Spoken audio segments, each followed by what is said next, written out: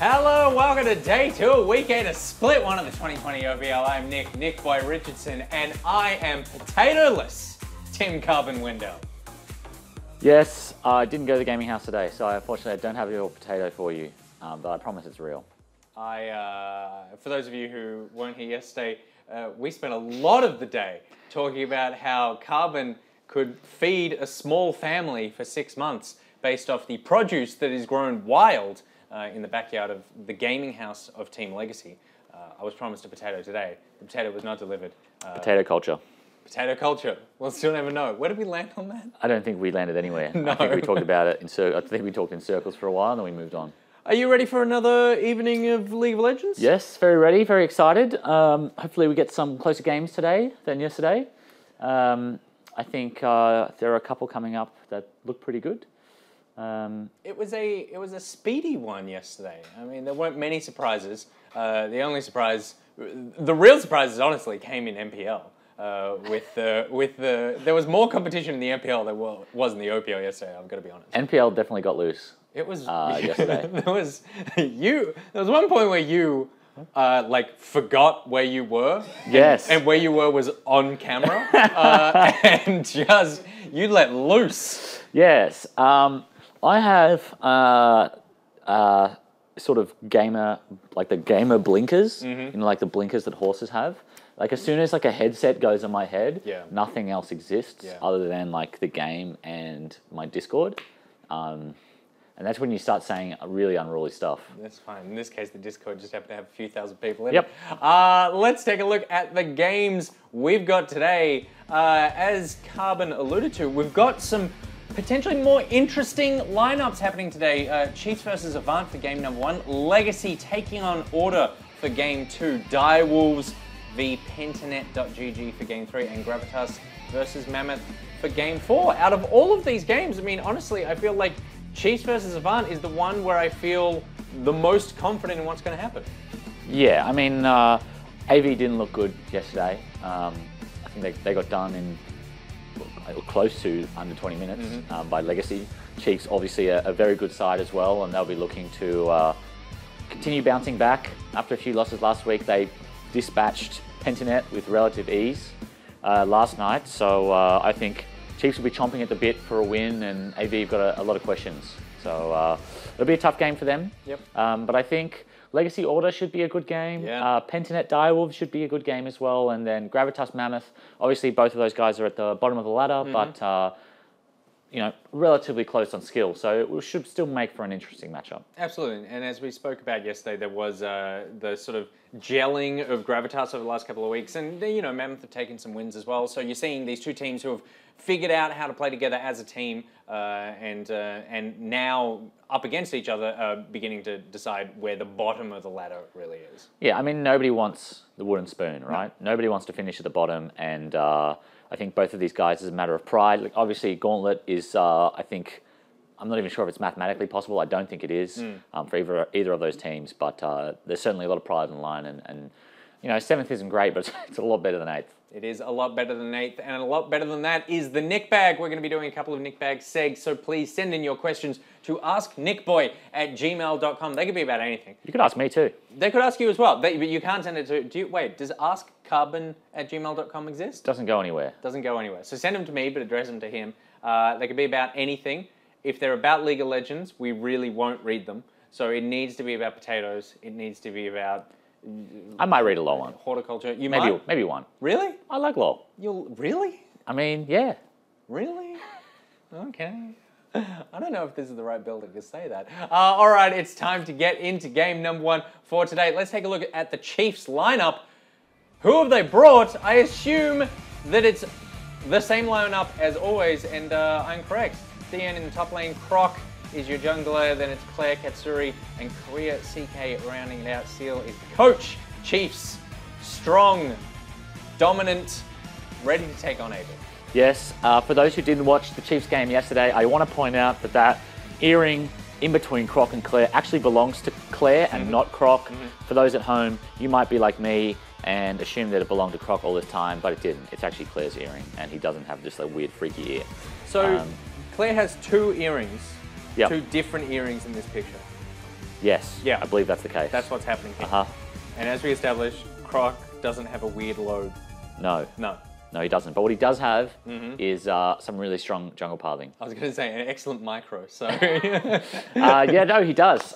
He put on a clinic yesterday as well. He is so good. He really is, and he's one of those guys who does a lot with a lead. You know what I mean? It's one thing to establish a lead; it's another thing to take over a game. And Croc is the type of player who can take over a game. We saw that yesterday. I think there was a late invade. They late invaded level 1, and then Sully. Sully just crumbled under his pressure. So we'll see whether or not Lisa fares any better. But Croc definitely a higher skilled player. Obviously, you alluded to that. Lisa is going to be trying to shut that Croc down, as are the rest of AV. Let's take a look at that lineup. Tim, as you spoke about yesterday, some familiar faces here for you. Yeah, for me personally, I think 4 out of the 5 guys here have either played for Legacy or been involved in some form. Really great group of guys. Unfortunately, doing a little bit tough in terms of on-field performance at the moment. Coached, of course, by Max. We'll see whether or not they bounce back from yesterday. I think the big one for me is Lisa. I mean, the big ones for me are always junglers, but I think Lisa didn't have a bad game necessarily yesterday. It's not like he got blown out in terms of losing skirmishes and feeding double buffs away. But he really was more or less invisible for the first 10-15 minutes of the game on Jarvan. I think his team was between 5 and 7k gold down. It was like 1 kill to 10 or something like that, and Lisa was 0-0-0. I mean, it's not that he was feeding, but he really wasn't having an impact on the game. And I think if they want to come away with this W, he's going to have a blinder. And it seems like Avant are a team that are not going from strength to strength. They're not learning from a lot of their mistakes. They seem to be on a downward slide a bit. Yeah. What do you do in that sort of scenario as a team at this point in the competition? Do you just sort of cut your losses and start focusing on the next one, or? I think it's a tough question because, yes, we're in week 8 of Split 1 and there's only 10 or so weeks and then finals. So, yes, we are at the pointy end of this split, but it's a long year. They have a whole preseason ahead of them and then a whole split after that as well. So it's not like it's all doom and gloom. I would say they're definitely a team where individually I see the names and I know them from solo queue and I've seen them play on other teams, high performance in the OCS, where I think, these guys, this is a team of guys who has potential, but sometimes what happens is when you have too many, potential players, there's no one to lead them, no one to really drive that. No one really to drive this sort of consistent improvement. And I think that's what we've seen with them. I had high hopes for the AV lineup coming into this year, but it seems the last 3 or 4 weeks, instead of improving like some of us hoped they would, they're sort of going the other way. Indeed. And a reminder for those of you who watched yesterday and to inform those of you who haven't, because the ongoing situation in the world right now, all our games are being played online, so we don't have any of the teams in studio. These games are all being played from team houses or respective houses. So if there are any technical difficulties, please bear with us as we sort all this out. But yesterday it ran pretty smoothly, so I've definitely jinxed it for today. Let's get into game number 1. It is happening after the Maggers Champ Select.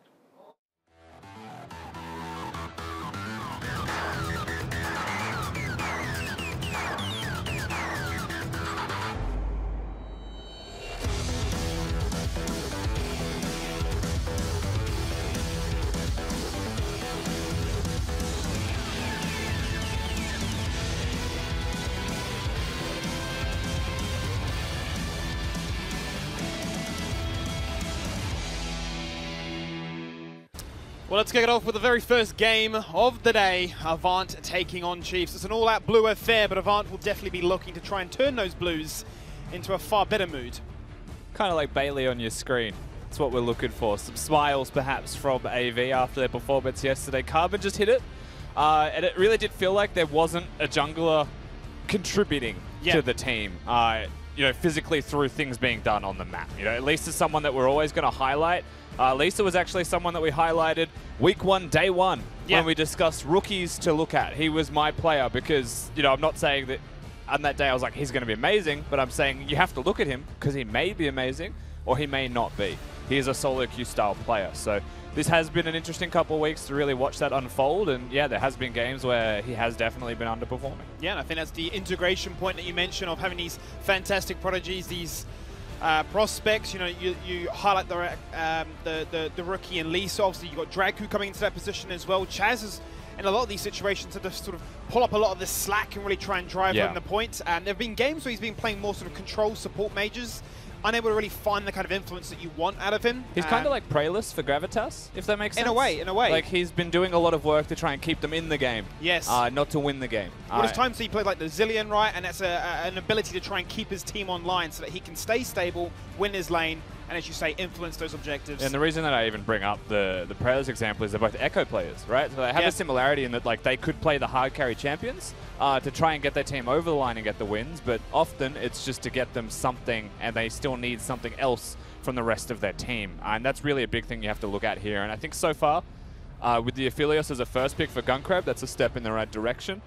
Appy's most comfortable with the likes of, you know, the Nautilus, the Engage type champions. He is a renowned Thresh style player as well, and with Lisa going towards the Jarvan, I think it's very clear where AV are going directionally with their comp, and that is R buttons. Oh, absolutely. The first 3 picks really quite reveal that at this stage here, especially if we do get that Rumble locked on in. You got the guaranteed equalizer on top of that Cataclysm to make sure that somebody will fall on down, and that has definitely been the style and the flavor that Avant have brought to this table. I suppose the Chiefs taking a bit of a step back, going for the Ornn, but definitely sticking with a comfortable champion for Croc, who's definitely flexed his might on that Lee Sin, finding some pretty silky steps when he's jumped across. Yeah, he's had some pretty good performances on that Lee Sin now that you mention it, of course. And with the flexible champion of the Ornn there, we await to see where the Chiefs will choose to go. They have one of those, you know, those solo laners where they could flex some weird champions between the two of them, but not in the sense that Legacy do, right? It's not going to be like an Ornn that flexes between roles. It's actually more like a carry champion, like a Diana, that can somehow flex between those roles because they are carry champions. So you'd expect with that Ornn being locked in for the Chiefs, it will be in the hands of TN unless something drastically changes, and so they prioritize an AD carry instead. Yeah, I mean, Clay's definitely played this one as well, so definitely keeping it in the mix of confusion. And Katsuru's going to be incredibly comfortable with this one. The fact that the AD champions haven't been taken off the board. Yes, Senna retains its high presence, as does Aphelios, but you know, with Misfortune still up there, whenever Katsuru is given one of these two, always finding massive results in lane. Yeah, he's been playing outstandingly this split. The amount of improvement that we've seen from him individually has been phenomenal as well.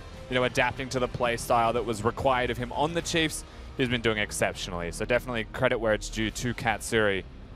Whereas on the other side, you have to see something a little bit more from them. We saw at the very start of the split again from AV some promise through Gunkrab, a lot of jungle focus down in that area, but it doesn't win them the game. It was giving them leads maybe, and then they were losing those leads as the game progressed. So still left wanting more there.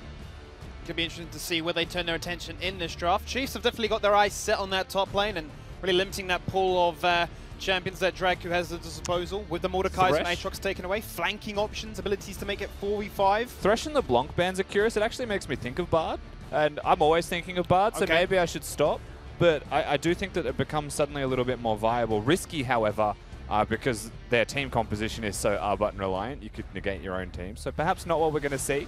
I actually think that it was a conscious takeaway choice of the Nautilus here by the Chiefs.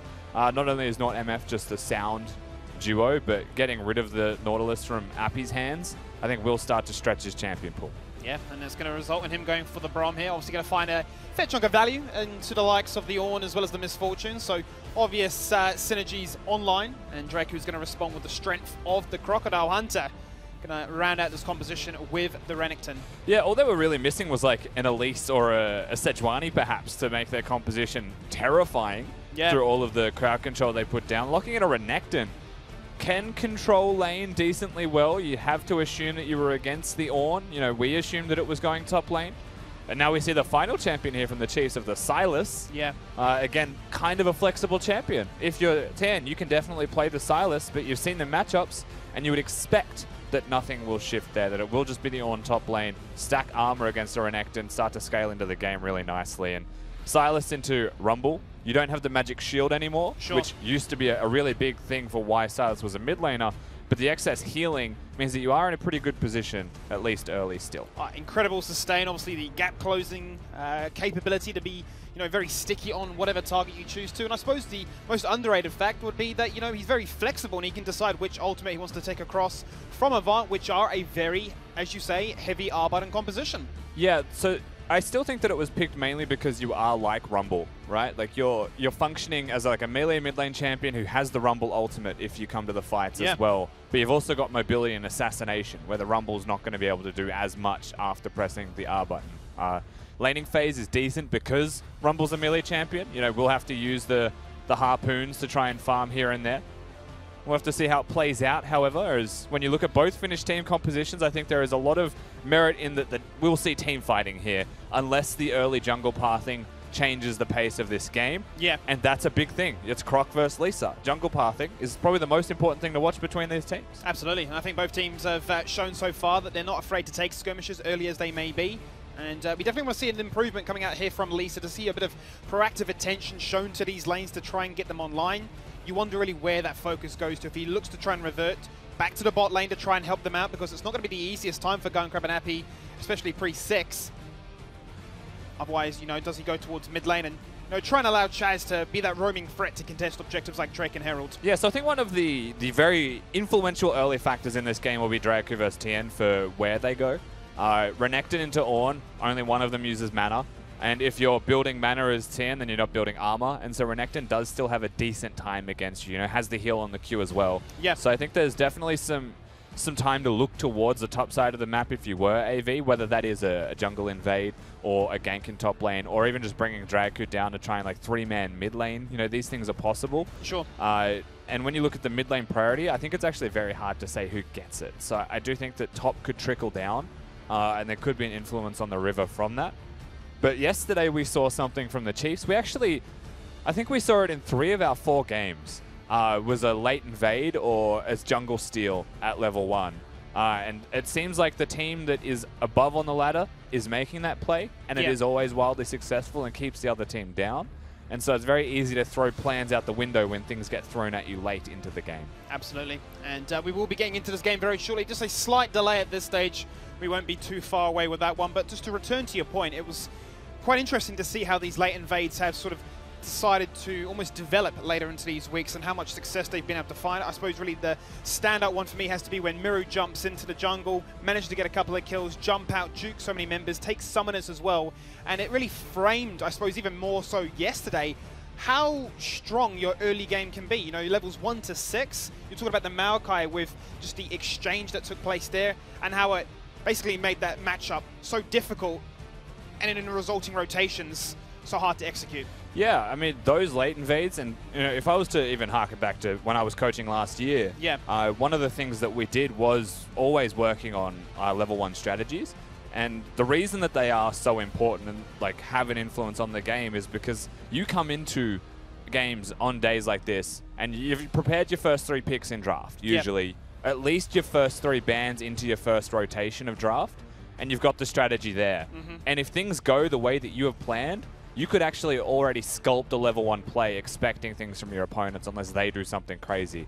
Level 1s can throw early game plans out the window and really like make it difficult to do your job. So like say in this game, if the game revolves around junglers ganking top lane, AV late invades the enemy red buff, and so they've caused a vertical jungle to happen. If it's vertical jungling, then Croc on Lee Sin can't get there. He can't influence the map or he'll die for it.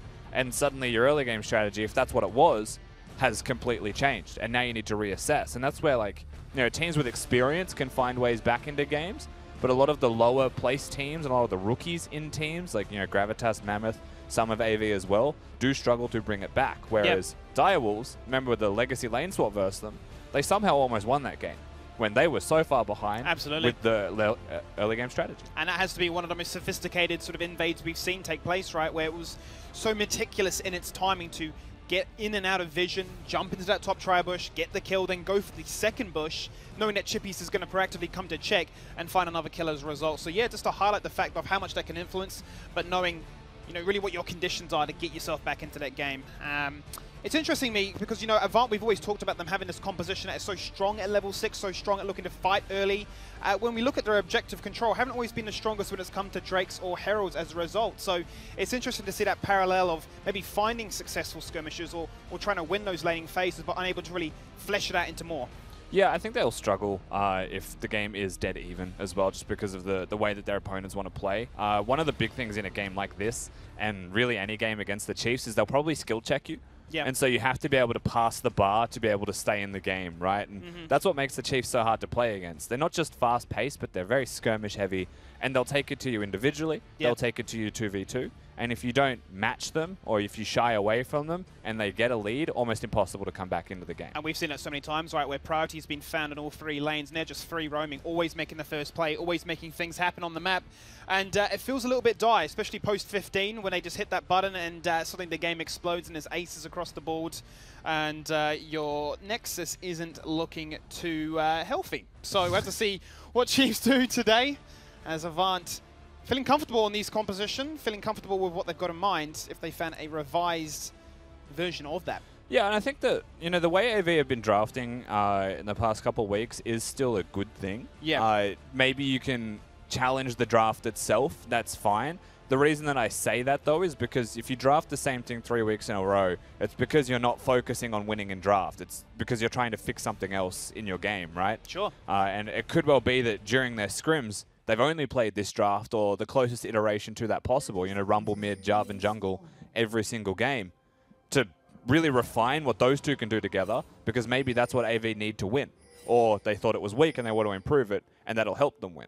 And I think it's interesting you highlighting that, because, you know, we've had so many situations where coaches have come in and said, look, we're trying to replicate the form we've had in scrims, not always able to find it on stage. Well, you know, given the circumstances we're in right now, these teams are playing from their respective homes or gaming houses. Yeah. And, you know, there is a side of you that says, okay, you can feel comfortable, it feels like a scrim, but feeling like a scrim isn't necessarily always the best thing. No, teams could be prone to running it down. There's also, and it's hard to quantify, right, the difference that it actually makes being online versus being in a studio, because every individual is different, every team's different, you know, coaches may be different for all we know. Yeah. But there is very clearly something that could be said towards, like, maybe they are more relaxed, and maybe that is a bad thing, but we can't say for certain. I'll look forward to seeing what they can bring on to the Rift today. It's game number 1, the first one of the day. Avant taking on Chiefs. Chiefs looking to keep themselves firmly secured at the top of the table, with Legacy hot on their heels after yesterday, but with a game in hand, Avant may look to try and disrupt that one and get themselves back on the horse. And so far, pretty standard as the way this game started. Just an early ward placed by Katsuri, spots RP out. That was really all we saw. Junglers right now have both started red buff respectively. Only one team leashed that, though. And now they move towards their blue buffs. So it's kind of like a handshake clear. No pressure to be seen, no level 1 invades. Nothing crazy today. Nothing at this stage, no, as we look to see both junglers on opposite sides of the map right now, and Claire going to find a very desirable trade as Conqueror gets fully stacked on through mid. Yeah, and a lot of this mid lane, while we are looking at it, is we're not looking at it anymore as a hook hits bottom. We're not, because a beautiful hook gets landed there by CK. So the reason that this lane is interesting is if Silas hits Q2 now, so like the aftershock of his Q, it does ridiculous damage. And I think that, you know, that's also Conqueror procs, and suddenly you're seeing opportunities to fight, and he's been baited in right now, potentially. Yeah, hold the phone because the flash comes in. Or actually, no, it's just going to be the standard EQ combo. No flash used by Claire, respects it, says I won't burn it. That's a nice first blood for Avant. Yeah, against the Jarvan, if he flashes, then he won't really be able to trade aggressively forwards. A lot of Silas's trade patterns come from using that dash, using that E. So he's going to save the flash to get out if he's to come back. Chaz also still had the heal, and they had the flash themselves to follow through. So just knows that he's dead there, Claire. Nice little gank from AV.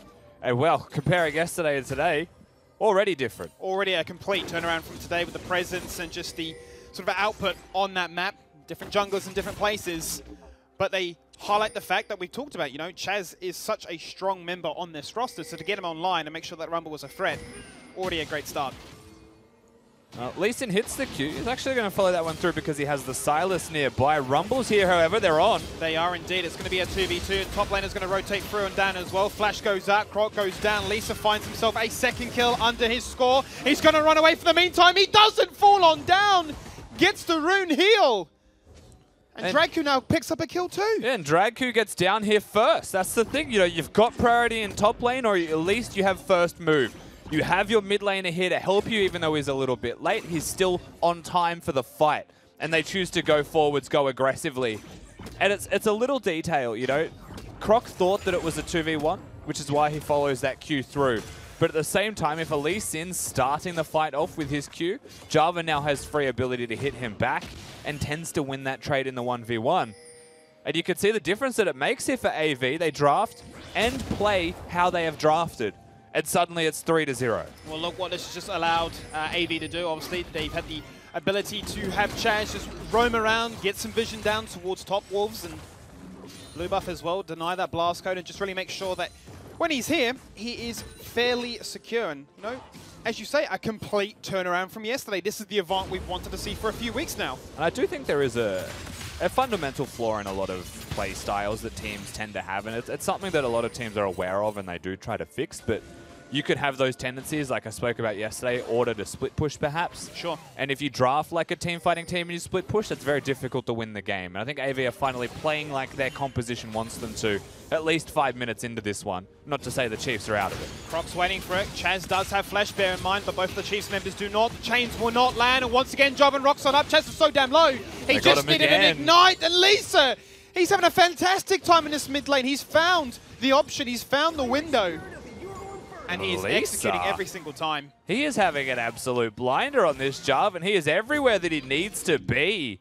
Just completely tracking Croc down to a T in timing. Whether he was even meant to be there in mid lane or was just crossing through on his jungle clear, it doesn't matter for AV because they're getting the kills. Now they're getting the objectives. Bot has priority. They're really set up to make this a brilliant game. This is insane. A 20 CS difference in the bot lane for Avant as well, so lanes are winning. And they are winning at a fairly high rate. You can see the amount of items now that Elise has got online, given that he's got full kill participation. A lot of resources in his arsenal to influence the rest of this map. And we're really seeing the Chiefs challenged here. You know, we have seen in the past Chiefs win games where Claire has been 1-5 because he is very good at playing for the team. We've seen it on the likes of his Rise earlier in the split. But we haven't really seen him and Croc falling this far behind without someone else picking up the slack. You know, one of the best things the Chiefs do have going for them is if those two go 0-2, suddenly Katsuri's 3-0 and you're asking yourself how.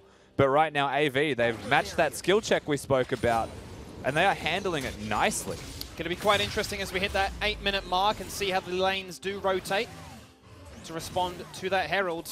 And then obviously then begs the question with level 6 coming online as well now, how do Avant press this advantage? You talk about them being an ultimate reliant composition. Well, with this amount of a lead in the first few minutes, makes it that much more scary. Yeah, and if Chaz was to press tab right now, he would find himself in a very happy position in the game. You know, double Dark Seal, Corrupting Potion is the build for Claire. Just wants to sustain through laning phase now. You know, be as efficient as possible with his items to do so. But as a result of that, Chaz will get the Leandries first, maybe even the Sork Shoes. You know, if he gets around the map and throws the ultimate down, the Rumble ultimate, it's obviously going to have a huge impact. So, AV, this is that moment in the game where we've seen Chaz roam before. We should see it again here, and right on cue. They really are. They're going to look for Korea CK, which is only level 5, and Bullet Time can't come out just yet because they don't have level 6. He's going to flash on out, but it's not going to be enough because Cataclysm will do the job. 2 members come on down. It will be a turnaround, though. Croc now finds some impact. He's going to get a double kill, and Claire is hot on his heels, looking for some Dark Seal stacks. Heal comes out from Chaz. Lisa responds, but those Sonic Waves will not miss. It's a triple kill for the Korean gods. Now the Equalizer. And they just need one more kick. And will they find it? Yes, they will. It's a quad. Instantly saying, Lisa, whatever you can do, I can do it too. Yeah, 4 kills suddenly go to the jungler of Chiefs, and he just finds himself very happy about this. We'll see the dive again, because the Rumble and Jarvan ultimates are used to kill Katsuri, while the rest of the team is diving Korea CK. Makes you think that maybe they should have just gone for the kill at CK, maybe gone for some plates and backed away. The cost was very high for them in the end here, as Croc hits the Q, follows it through, and Appy flashes onto Croc, trying to get to GoCrab, maybe to save his life, but that backfires. 700 gold into the pockets of Croc from a shutdown, alongside those 4 kills. Now he is ridiculously fed after that skirmish. What looked like Croc in a very unfamiliar position in the OPL. Suddenly he finds himself back in familiar territory. What an explosive start. We talk about, you know, we know there's going to be a lot of team fights in this match. We know there's going to be a lot of action.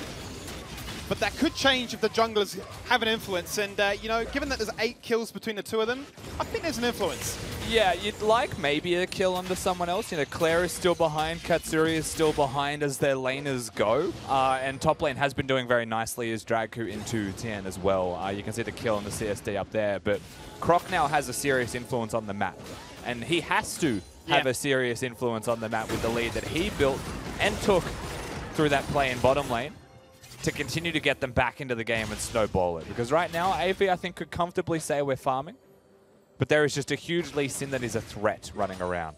Well, Avant still do have a 2k gold lead, but we have to see Croc once again influence these lanes to respond, but both junglers are aware that mid lane is where the action is taking place right now.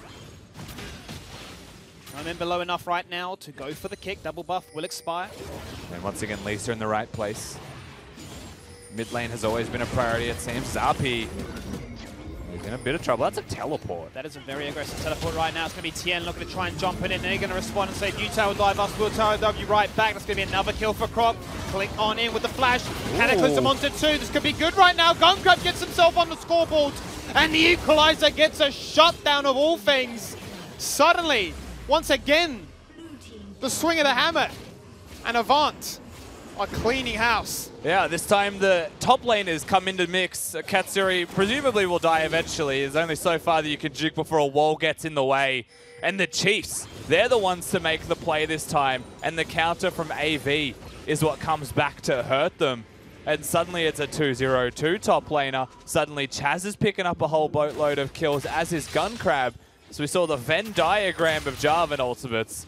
To no avail there for the Chiefs. And we'll see this one again, because Uppy starts very low. But note how long it actually does take to kill him as the kick comes in.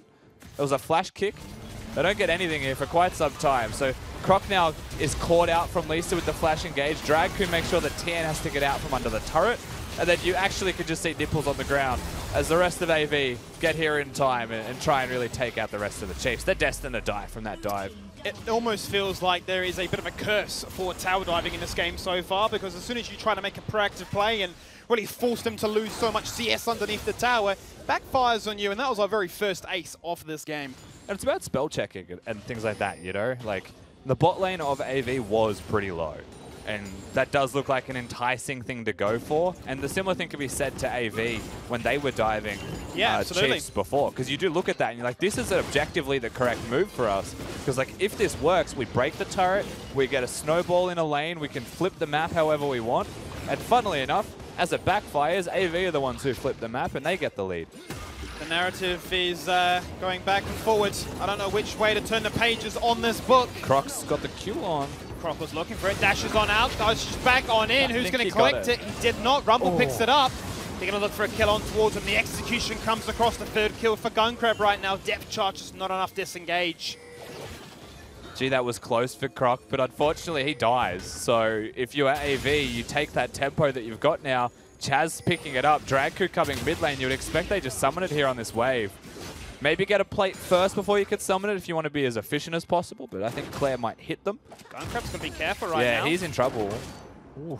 That minion wave saved him. No flash on a Nautilus. Would have imagined that's what he'd have been looking for. And they go for the Drake. They don't summon the Herald in mid lane. They just take the objective. The Herald could be summoned at any time, I guess is something that is playing in their minds. In retrospect for them, of course, you've got a Nautilus trying to kill top lane. He was maybe hiding in fog, though, so they respected that. And now they have an opportunity to place it in mid if they would like. They may just reset without, however. Oh, we'll see. There you go. Yeah, they'll get this plate down before they have the Herald collide. And they don't step up to the turret to try and get any extra damage down. That is interesting. It seems like they really just wanted to force that Herald placement. But they get the Drake with it and a lot of gold. You know, Dragku goes bottom lane instead of going mid to pressure it. Absolutely. More plates there. Top lane, good pressure as well has been exerted by Gunkrab. There's a plate gone there. That's a lot of gold influx that AV just picked up out of nowhere. Yeah, suddenly you go from 2k to 5. And to make matters worse, it is going to be an Ocean Rift. So there is a window in which Chiefs can get themselves back into the mix. If they can collect 4 of those, a monster amount of sustain at their disposal. Gunkrab changes his items over there, so a little bit of pressure in this lane now. with potential engage. So that's the current items that he has, the Gravitum. Means that Jarvan could actually look there, Chaz could move there, and I think between those two, a very good opportunity to hit some crowd control to make sure that their spells connect, and that could be Dive City top lane. But, you know, last time someone tried to dive, how'd that go, Skimmy? That's it. Absolutely. Maybe third time's the charm, as they tend to say. Very interesting for me right now, Rusty. Avant haven't really found themselves in situations too often like this, not especially against the top dogs. No, that's true. And the difference is that they're all ahead. This never happens. Is Croc actually in quad? Well, they go for the Ornhorn to try and get him underneath tower. All right, Dragu. Dragu gonna flex and show what he can do, but yeah, absolutely. Every lane right now is winning. They are finding turrets. They are making sure that gold lead stays healthy in their name. And a pretty mid-game comp is AV, so this is probably where they're getting closest to their strongest points. You know, level 11 for Chaz and Dragu. Yeah. The first major item completions for both of them with Sorcerer shoes. Yeah. Dragu's got to be careful though. Does have that Black Cleaver available, but how much value can he find if he is down and dead? They can't bot, and they are finally rewarded for their efforts. But as you say, yeah, Avant, they haven't found himself in situations like this too frequently. I'm really curious to see how they now navigate this mid-game. Yeah, and once again, Dragu, you know, I guess you can ask the question of did he need to walk to that bush in the first place? What's going to be in that bush for him that's worth defending when his team is actively pushing the middle lane out of turret and has just taken it, you know? Yeah. Play safer around the map, let your team win, but it doesn't matter too much in the end, thankfully. He's still going to be a big boy. But yeah, with this leads they've got, with the fact that I would say they're mostly a mid-game composition, they do still have some obvious scaling there with Aphelios and Rumble. But this is where I would say they're peaking. They're breaking turrets as we speak. They've got 2 Drakes. This is that really awkward spot in the game where you've maybe got 1 or 2 outers that you could look at. Yeah. Top lane outer, definitely the big one. I think Herald 2 may be the thing that will set the ball in motion. Golden XP being the focus. Maybe looking to sacrifice an Ocean Drake if the lane setup accommodates it. You can imagine if they group up again like they did before. The story shouldn't be too different with the Power Spike online. Protobelt now, full clear. But there's a massive difference between the AD carries right now. You can imagine Gun Crab is sitting on a fair chunk of gold before he goes to shop. And heavily delayed was that Protobelt, right? You know, remember the double Dark Seal build from Claire hasn't been getting a lot of good attention, unfortunately, while Croc has spent a lot of time there. It's always been a counter, and he's been forced to either reset or he's died. Yeah. Really struggling is this Silas, but he has found himself level 11 at the least, so that ultimate timer is a lot lower. And because he is Silas, he can be as useful as he wants to be. Being able to steal the Rumble ultimate, very useful. Well, they've found who they want to go and try and target now. Dragu is going to be the focus again. Oh, he's not going to be caught twice, is he? He's hanging around deep in the brush. 4 members of Chiefs rotate to see if he decides to go on an adventure again. But Avant will take this moment and just carry on breaking open mid. Yeah, mid lane priority versus the top lane outer turret is going to be the trade there. Drake up in under a minute, so a lot of the focus has gone around this direction. Well, actually up in 20 seconds from now, so they're in the correct position on the map to take the dragon off cooldown, off timer.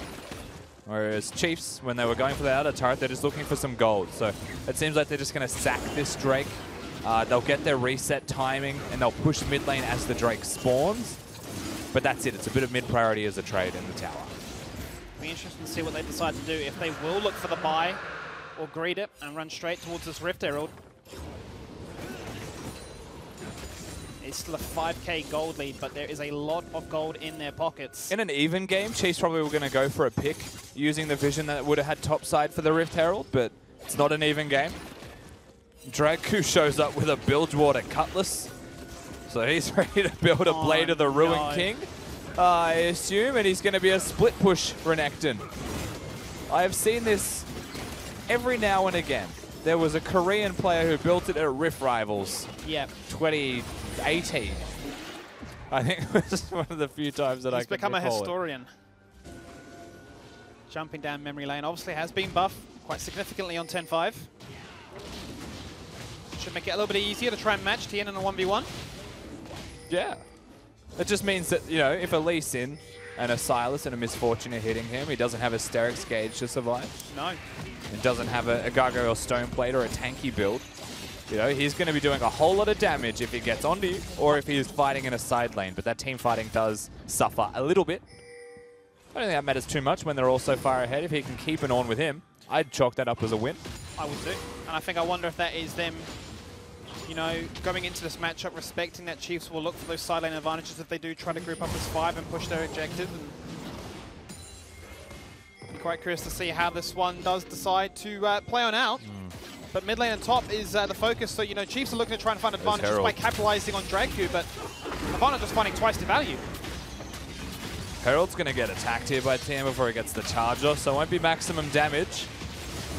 Almost 18 HP as it finished that charge, so actually very close to not getting that one off, but they will break it. Mid lane inner falls, top lane outer is traded for Chiefs as well. And the Chiefs are just trying to trade. A lot of their focus right now is just get as much gold as we can. AV are not snowballing the game out of control. We're keeping it at 5,000. I think that that's a very good thing that the Chiefs are able to do. AV just consciously trading. They start to get their items on board, then really I think the Chiefs will be happy with that. Ornn closer to 2 items, closer to, you know, hitting level 13 and evolving those items. Now it's 13, not 12. Yeah, to imagine that is the play, as you say, is giving up these objectives on the map, giving up these turrets and trading for the gold and really looking for level 13 to come online and onwards, where they can make sure that the likes of an Infinity Edge and Black Cleaver, Sunfire can find their maximum value, because there is no question about Chiefs mechanics. But when you're down that amount of gold, an item difference, level spike. Yeah, if it stays at 5,000 and they continue to level up, Chiefs can basically make that an effective 0 gold difference through ornaments. So I think that's a pretty good strategy for them to follow through. The question now is, you know, with AV, what are they going to do? Baron being available 21 minutes in. It's an early Baron, but it is available and starts to add a pressure point on the map where the Chiefs can't just feel comfortable trading. Well, it's interesting, right? Because it's definitely putting a time on this game right now of knowing that there is always going to be that threat of the Ornn coming online. Now we're going to see some of those 2-item spikes, the likes of the Morellos as well as the Hurricane. So a lot of damage at their disposal. You talk about the mid-game power. If they were to look for a skirmish or a Baron invite for that team fight focus invitation. It basically means you won't see Chiefs go into this area of the jungle that AV are in. No. If they're worried about Baron being taken at any time, they'll be focusing on their own red side quadrant of the map. And that's where all the vision is right now with the map. And AV go against the grain with their pressure down in bottom lane, as Lisa does get cancelled there by Claire. There's a fight actually taking place in mid lane as well. The Ornhorn going on out. They're going to fight into the river as well. The Glacial Fissure to try and disrupt things, buy enough time for Lisa to jump over that wall. He's going to look for the Cataclysm onto 1. They do finally lock in place. And the Rumble coming on through, completely cutting off that choke point. But it will be a shutdown. Aphelios with all that power, just unable to utilize it. Lisa destroys him. Claire running away. If Braum hits a Q, they can chase. Lisa waiting on his flag drag cooldowns as well. Doesn't get the knock up. Tien trying to apply the brittle stack there. They just don't have enough damage at this stage of the game. And Dragku slices through that like butter. And that was a battle on multiple fronts. You know, Chaz was able to get some kills off screen at the backside of that. Croc is here. He wants to defend the turret. May be able to do so, but it's risky. As well, he is playing with fire there, but he keeps Lisa low, keeps him honest, and pushes him away. Claire teleports in. He's definitely letting them know what's on the card. It's Dragon Soul. And you can understand the play, right? If he had collected that kill, definitely would have made things harder for Avant to try and collect the soul. And Chiefs have all the vision right now around this area. No sweepers, no wards available for AV. Just control wards to be placed, and they're even being bullied away. Lisa needs to find some fruit on the map. They concede this Drake. Not worth it at this stage. Got nice healthy leads. Don't throw it away. Ocean Soul is a game changer if they're able to get that one, but awkward timing on this fight, you know, considering as we'll see how this one starts. It was blocked nicely there by Appy. Gunkrab has to flash his way to safety, though he goes sideways, not over the wall. And then he does stay alive. You know, they get Dragku into the fight. They're able to get the kills. But so's Croc on the backside with Korea CK, you know. They do find Gunkrab. They get another shutdown onto Croc like he needs more gold. And then it's just all about disengage as best you can, you know, drag them around the map, buy some time. They've got 2 teleports available. If these 2 survive, then it's best case scenario, but unfortunately for Tian, that Braum Q does connect, so he does go down. And so a bit of time bought there. And then AV overstay to push, honestly. If they just back away, maybe they get a reset off before that Dragon Soul fight. So they just got swept up in the moment and stopped looking at the map. And that was a fight that could have definitely been a tempo change because every flash was burned except the one on Rumble. They're looking for Croc. They want to make sure that there's no smite available. He's so damn tanky for the amount of shutdowns he's got. Has a GA at his disposal as well. Gonna have to settle for the Nautilus. Will be a 4v5 now as they turn their sights towards this Baron. Getting that GA would have been a massive win for them. Unfortunately for AV, they don't get that one. Croc's still around on 0 HP. However, Chaz just needs to look at him and he dies. And they are hitting this. Chaz going to look for it, does pop that GA. Now going to go out with the equalizer to lock these members in place. Been quite awkward. Katsuri might not be able to find that time to sit down, bunker down and pop that bullet time. He's going to do it now. Croc. Instantly, Draku jumps on in with a shutdown, looking for the collapse. Croc going to find a kill. And Chiefs are actually turning this one around. They find himself a triple kill to start things off with. That's going to be the quads. Lisa, the sole survivor. And he is question marking his team as to how that went so wrong. AV crumble under pressure there pretty massively, to be honest with you. Baron seemed like it was something that they were going to commit to finishing, and the second Croc checks the bush, they try and turn, they try and fight, but they do it so poorly, unfortunately. The Chiefs just stand and deliver. And now they're bested, they lose a team fight, they lose Baron. Chiefs are back in the game again. Chaz gets the GA, and then uses his stopwatch after ulting so he doesn't have the flame spitter on. And this is just rough. Like, this disengage from them is rough. Philios ultimate hits just Tian. Claire on Gunkrab positionally has a flank. Dragku is a Blade of the Ruin King Renekton, so Katsuri kills him. This is not how they're designed to play this out right now. And the execution, very rough. Well, Chiefs saw it. They wanted it. And in the end, they say, we take those. Aranda wins here, actually, for Java. Doesn't go for the Black Cleaver for extra damage in his build or anything like that. Also doesn't get the CDR.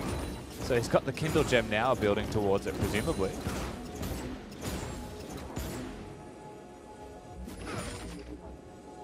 Infinity Edge has now been upgraded.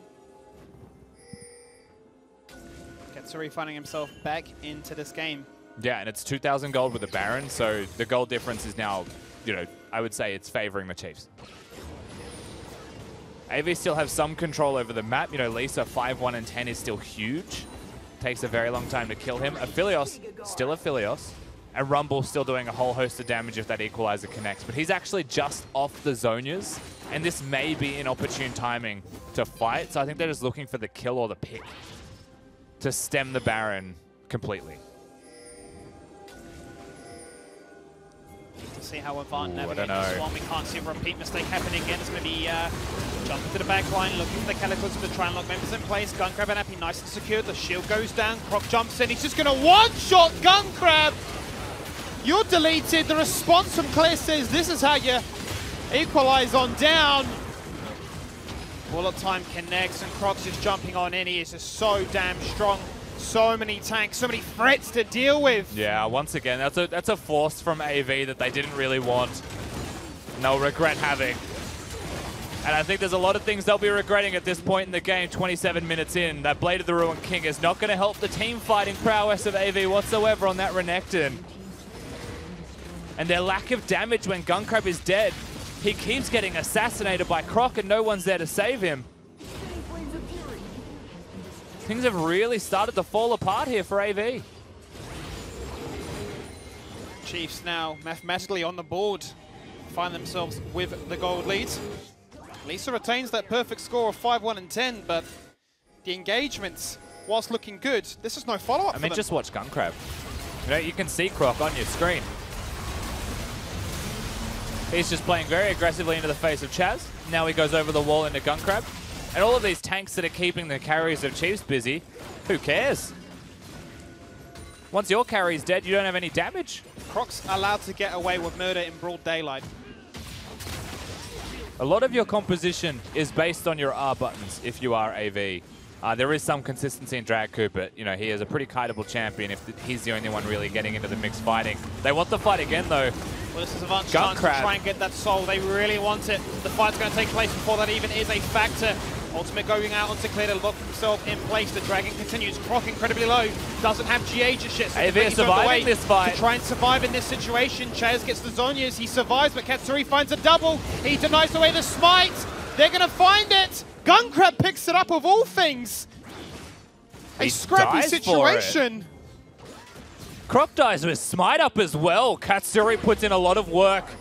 This is insane right now. But Chaz, they got the soul. He's running. They stop Dragku's base as well. Minions are taking turrets on the Nexus. Dragku no dash. Every lane is getting pushed in right now by delaying this, by finding that kill. You start to wonder, was the soul worth? I mean, that was a pretty aggressive trade of champions for champions. I think getting the soul in that situation was worth. It's just that Dragku gets caught recalling on a ward afterwards. This looked like the makings of another fight where the Chiefs will just rinse them, but it's a lot closer than you would expect. Gunkrab's healing starts to become pretty obnoxious in this fight. And Chaz is putting in some serious work on the side here on Claire. You'll see this again. Claire and Chaz mid laners just duking it out one-on-one. It's where a lot of the pressure goes from both of those guys. Equalizer not there to go on to Katsura, who would have died from it. So unfortunately for AV, that could have been even better. So Claire pressuring nicely. Chiefs on the individual level still holding their own. But AV actually pick up the slack in that fight and stay in the game. And it shows what a profound difference it is when Aphelios stays alive. The fact he's able to steal it away when Croc is alive is, I'm sure, Lisa's best dream. Incredible at this stage. 19 kills to 17. Gold is dead even, but as we've highlighted, Ornn will have that ability to continue scaling these members on up. And I don't know what the exact value of an Ocean Soul is in terms of like a number value to it, but I think there's an argument to be made where having that Ocean Soul kind of equalizes the Ornn's value in certain aspects. Sure, you know, the amount of healing that you get from just having that soul while in combat as well, like in combat healing, is gross. Ornn will make his team just objectively stronger with his item upgrades. But now things start to equalize just a little bit more. You know, they both have something in their back pocket, that secret weapon there. Katsuri the only one with the healing cut online right now, so be pretty Chiefs imperative. Just run down mid. Baron hasn't been started yet. If they can keep tabs on where AV are, yeah, AV have to pressure them here. Need to find a nice bullet time to make sure that our Ocean Soul finds no balance, finds no value, finds no ability to try and make this thing happen in their favor, because Avant jumping aggressively. They go for the two-man Cataclysm, they're looking for the follow-up. Claire responds and Croc jumps in once again. He's looking for Gunkrab. Does he have the damage to survive? He pops the GA. He lives. Appy's there, says, I've got you. We will survive. We will live. We will win. They do it. AV. Nobody from AV drops. Tien's running down mid lane. His only option here is to pressure the Nexus. It will force AV to go back to base after the Baron anyway. They'll catch the waves, defend their base, but they've got the Ocean Soul. They've got the Baron. And that was back-to-back team fights that they're able to win. And Gunkrab gets supported. This time, finds support and is able to live, but oh my, this game could really go any way because Chiefs have nearly destroyed everything protecting this Nexus. It's one of those, have you ever watched G2 play losing games in the LEC? I haven't, no. God, I hate it. The reason I hate it is because they're so annoying. If you're watching that game and the opposing team against G2 has like an 8,000 gold lead, you're like, there's no way they lose this game. Somehow, G2 still takes inhibs, you know, still takes turrets, still just runs them ragged, annoys the crap out of them. There's someone split pushing when they shouldn't be and they've actually got control. You're like, this is ridiculous. Like, how are they even within reach of winning? That's what it feels like in this game. Yeah. You know, Chiefs able to break an inhib. They won fights that maybe they shouldn't have. Maybe those fights shouldn't have existed, but they're able to force those out. Croc with his inhuman moments of brilliance as well. Navigating the game expertly to bring it back from being 0-2 to 4-2. Really forces the best out of their opponents if they want to win the game, and it's consistency. AV need to win back-to-back team fights to win. But if they win one from now, the game is just over. to denote the itemization coming across now. There are no items targeted to keep Gun Crab online. You parallel that with Tien having a locket and a Knight's Vow on Korea CK. Katsuri will be much, much harder to drop on down in these situations. Won't have to be as reliant to go for those pills. How much value do Avant find with this Baron? They've been grouping up, making it a 5-man stack. They're going to go in for a very aggressive Cataclysm and stack it with the Equalizer, but it gets negated completely by a flash. Gun Crab is doing a lot of damage with that ultimate, forcing out multiple flashes here as Chiefs disperse and Avant run it straight down mid. The Ornn ultimate comes on out, it gets denied. The bullet time spreading damage across their members. Healing cut is there. But where are the members looking to go? But the Ocean Soul's doing everything, Skimmy. It's just keeping them alive right now, and they stay dispersed. With Croc dead, that's just going to be game. AV have just got a clean ace against the Chiefs. The top dogs have been taken down again. That's going to be it. They're going to respond through the middle inhibitor. And they're going to say, we look to try and make this happen from the very first minute. What a difference from our performance coming out yesterday. What an opponent to bring it to. And we have definitely jumped back on no horse because we are picking up big dubs from the big dogs. And you have to say the unexpected result here for certain. AV pull a rabbit out of the hat. If you compare it to yesterday, it's a completely different team.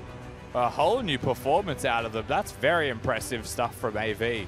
Lisa, night and day. Chaz, when he's got the support, very clearly has a night and day performance. Finishes like 10 to 11 or something ridiculous. You know, the Rumble was huge. And that was, in the end, just a good win from AV. I don't want to say clean. Like, I hesitate to say the word clean because there was still a lot of hiccups. But they did get the win in the end, and they won back-to-back team fights once they got the Ocean Soul that was taken by Gun Crab. And that was it. Yeah. And I think, you know, Chiefs will never let it be a clean, easy win, right? They are a team that will fight to the end. And as you say, paralleling it to the G2 situation, they're able to find inhibitors in a situation that just looks like it should not exist. If that fight goes slightly different, maybe they get a couple of kills in that trade, there's the possibility that somebody just TPs in and goes for the backdoor attempt, right? You know, that Nexus was so damn exposed. You're so proactive in looking, can we keep Gun Crab online? Where is Croc? Where am I having to respond to?